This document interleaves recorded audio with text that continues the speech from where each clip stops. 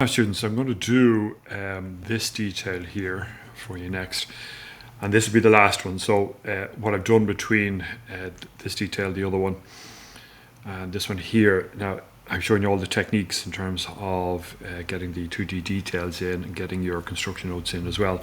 What I'm going to add into this one is that I have followed Tom Garvin's video, and I have gone and created some taggable lines here as well, so I'm going to bring those into play here.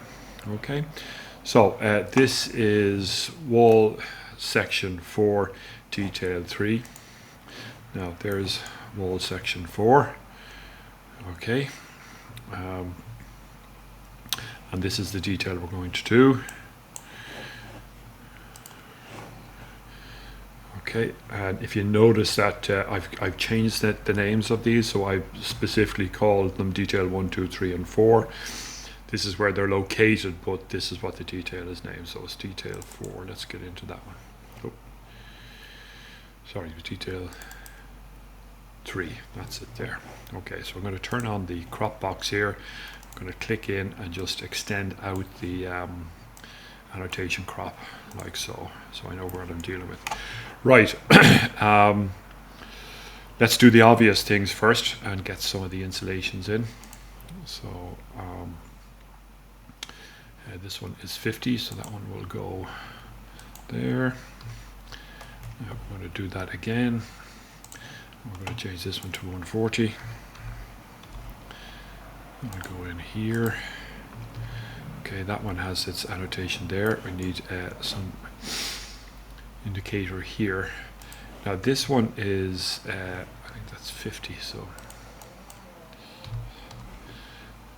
to me this one generally indicates kind of a batt insulation, which is kind of a looser style. So I would think maybe that is not right, so I'm going to take that out. Now if you remember, I created this as almost like a separate wall, so I can go in to here and into the properties here, and it is the polyurethane. Okay, so I've got a background here, so what I'm going to do is put in that dense, I think there was honey, but there was a denser one than that, wasn't there?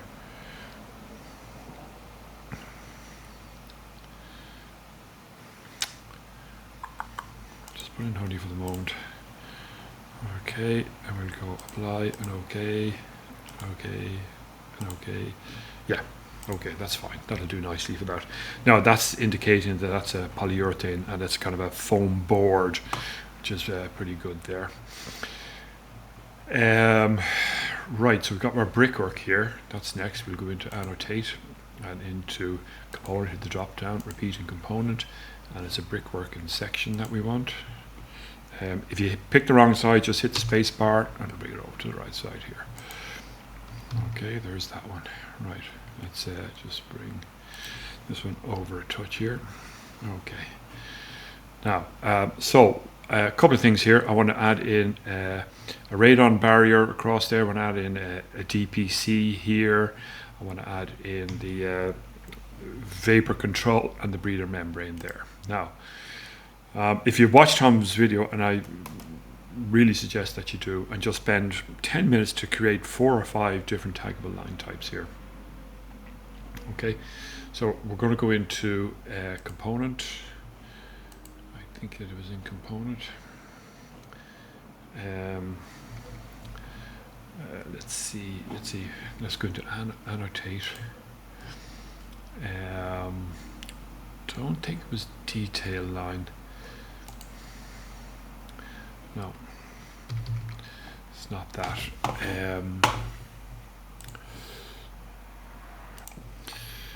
Now, to find these, it is from Tom's video. He's going into component and hit the drop down box there, and I can't see them there. So I'm coming down to the families here. Okay, families, and into detail items, and this is where they are. So I've made them and I've put them into the project, and this is where I'll find them here. Okay, so RB is radon barrier, so I'm going to just drag that out, and you can see now it's on my cursor here. So the radon barrier for me goes on top of the sand here. And some people put it in different spots, but for me, it always goes on the lower side of the insulation above the sand. Okay, the sand is there primarily to give the radon barrier a bed, to take it away from the hardcore so it doesn't get punctured. Okay, but it serves a second. It serves a second function in that what it does is that it keeps the moisture from the, okay, something like that maybe. All right, it actually, when you pour that slab, obviously that poured and it's wet. So what this radon barrier does is acts as a viscreen, as a DPM.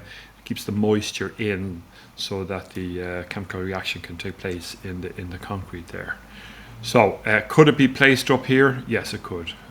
I don't have a problem with that either. So I'm sure there's other theories out there on the positioning of the actual radon barrier. This is where I generally tend to put it. Okay, so that was our radon barrier. Now let's see, what have we got. We should have a TPC, taggable line. Okay, and DPC is going to go in across here. Okay, so that's 150 above the, that's the footpath area there.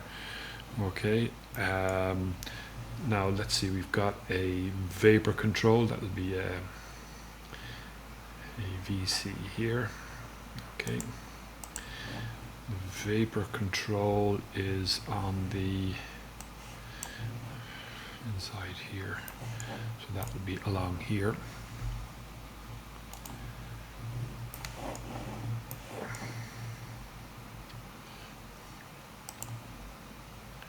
I'll just bring it across here as well. I might need to change the color of that. The black isn't great. And then the breathable membrane, it's this one, will go in here, I think it is. Now don't take these as being de facto, all right? It's wherever your studio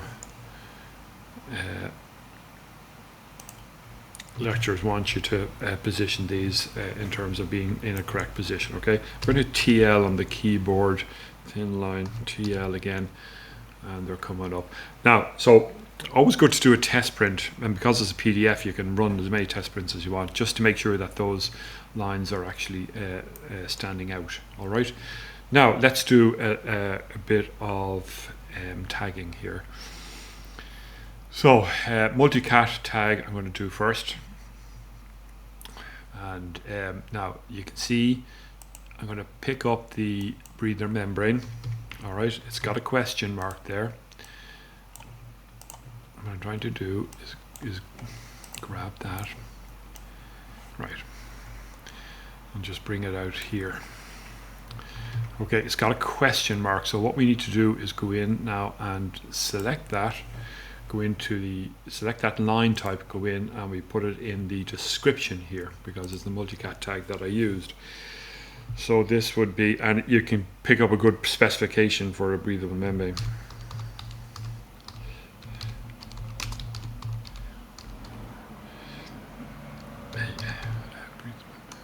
I'm just going to put the code. Okay, now we don't really need much more than that. You can see now that that's come up. Escape, let's pick it. Attached end, which is pinned butt, but I like a free end, so I'm going to bring that one just something like so. All right, now I'll do that for the TPC as well, and again it's multicat, TPC to code. Let's put in a free end, apply. Just move that up here a little bit. Okay, and we'll come across here now, and it's multicat again, and I have to fill out this info here, so that is going to be the vapor control. So let's select it, edit type, and description. So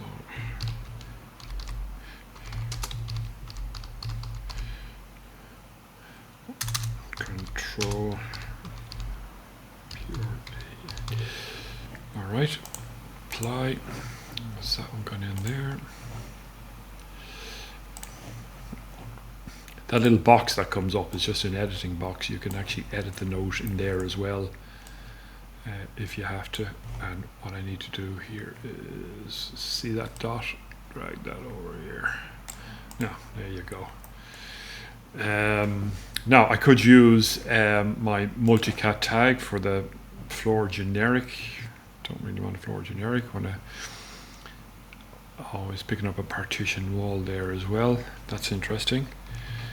So concrete floor, let's go in here. I obviously don't have a description of that there, so I should be putting in I can put in a, see the way it's picking up this one here, that's not what I want there at all. Okay, and let's see if we can use the material tag here, right? Okay, so it doesn't have that one. And this material tag here, it's got expanded polystyrene. Okay, this material tag here, it's not picking up the sand, so we'll put that there. And material tag here, and it's picking up a funny note there. Right, so let's go in and update those notes for starters. So it's into here and into the structure, and there's the concrete. And into identity. Okay, so this will be 20 Newton, 20 aggregate, concrete, cast in situ. All right, that'll do that there for the moment. Okay, it was, I think we had the polystyrene and all that. I think that one was good. Okay, there's that one. So the sand is part of another floor, if you remember I created here. Let's go in there. And we will edit and sand. In the identity, sand loading to code. Okay, and then we'll take the hardcore, and this will be clause 804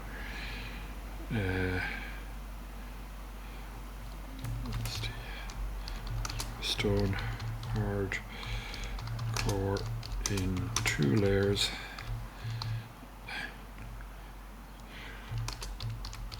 Compacted, something like that. Okay.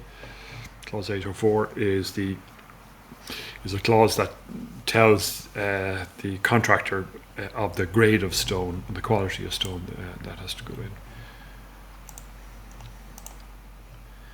Now we'll just do one more on that because there's a comment in here. That's what's happening there on the hardcore. So comment there. Right, take that out. Okay. And okay, and okay. Now we'll just get these notes lined up.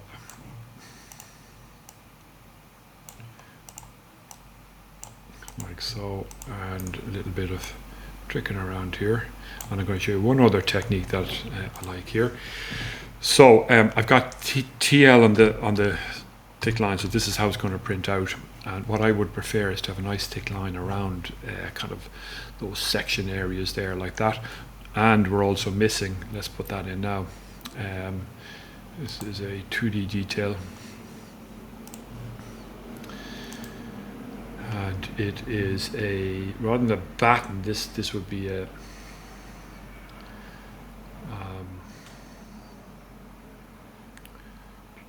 there we go, stood 140. Okay, hit the space bar and that goes in there like so. And then we could put a fixing piece down in here. Let's see if I can find this quickly just to show you that it is there. So it's a detail item. load family, and let's come up here. So structural. Now let me just think where these are. I think there's bolts in miscellaneous here, fixings and adhesives. So they're all just screws and cappings, but there's no bolts as such there.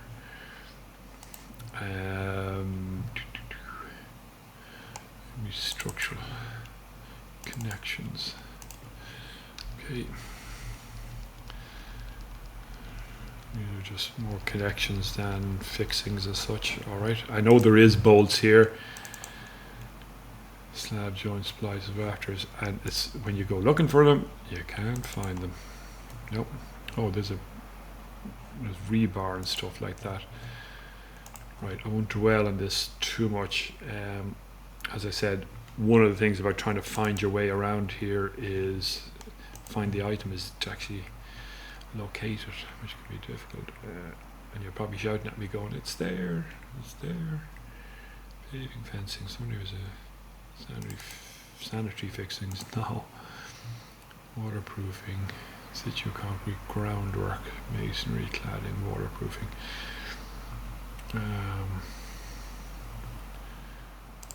Let's just see if there's anything in here to do the trick.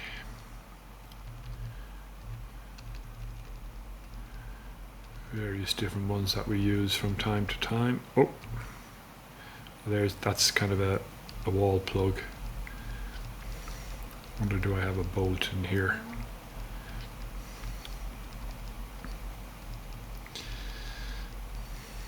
After all this, if there's not, I'm going to be very disappointed. New fixings there. No, okay. There is bolts here, I just can't find them. And we put a bolt fixing in there. Now, so you've got everything in place. Yeah, I talked about. So what we can do is, and again, this is just a bit of a tidy up, to be honest with you. In the modify, there is this tool here called Linework. And if I pick, say, wide lines and pick that one, you can see now it's gone a little bit wider. And sometimes what I'll do is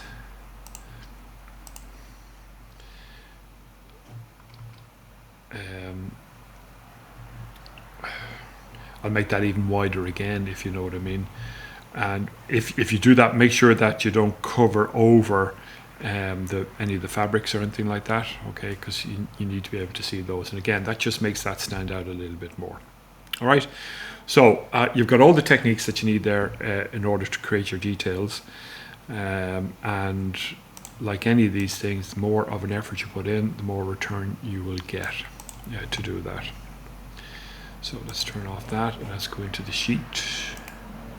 And you can see now that I'm starting to build up my details in that way there.